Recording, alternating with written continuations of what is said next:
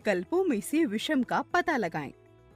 मछली, बड़ी मछली और बड़ी मछली, आप।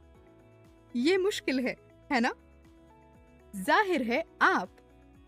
जो चीज आपको सभी प्रकार की मछलियों से अलग करती है वो सिर्फ ये नहीं कि आप जमीन पर रहती है और मछली पानी में रहती है। ये भी सच है कि आपके शरीर में दोहरा परिसंचरण तंत्र होता है, जबकि मछली में ऐसा नहीं होता। लेकिन दोहरा परिसंचरण तंत्र क्या है? दोहरे परिसंचरण के अर्थ को समझने के लिए और दो मार्गों के बारे में जानना।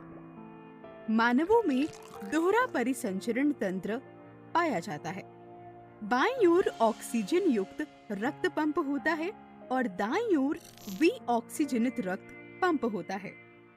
इस तंत्र के सरलीकृत दृश्य से पता चलता है कि परिसंचरण में केवल एक लूप होने के बजाय इसमें दो परस्पर जुड़े हुए लूप हैं। शरीर से विऑक्सीजनित रक्त, जिसने अपनी अधिकांश ऑक्सीजन खो दी है, दो बड़ी शिराओं अधोवर्ती महाशिरा और ऊर्ध्ववर्ती महाशिरा के माध्यम से बहता है, वापस दाहिने आलिंद में लौटता है।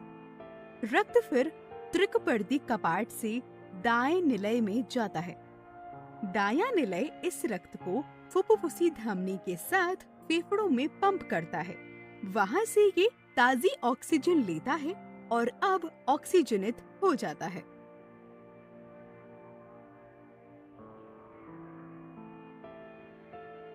ऑक्सीजनित रक्त फुफ्फुसी शिराओं के माध्यम से बाएं आलिंद में बहता है।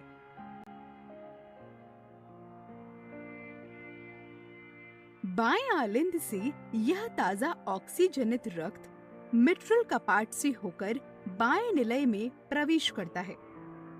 बायां निलय फिर महाधमनी के माध्यम से पूरे शरीर में रक्त को पंप करता है।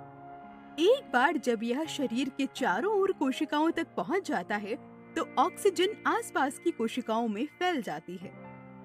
विऑक्सीजनित रक्त शिराओं के माध्यम से वापस हृदय की ओर ले जाया जाता है। तो मानव में रक्त के परिसंचरण में दो सर्किट होते हैं। कूपिका को घेरने वाला छोटा फुफ्फुसीय सर्किट और हृदय, और एक बड़ा क्रमबद्ध सर्किट जो हृदय, शरीर की कोशिकाओं और आमाशय जैसे अंगों को दिखाता है। तो इसे दोहरा परिसंचरण तंत्र कहते हैं।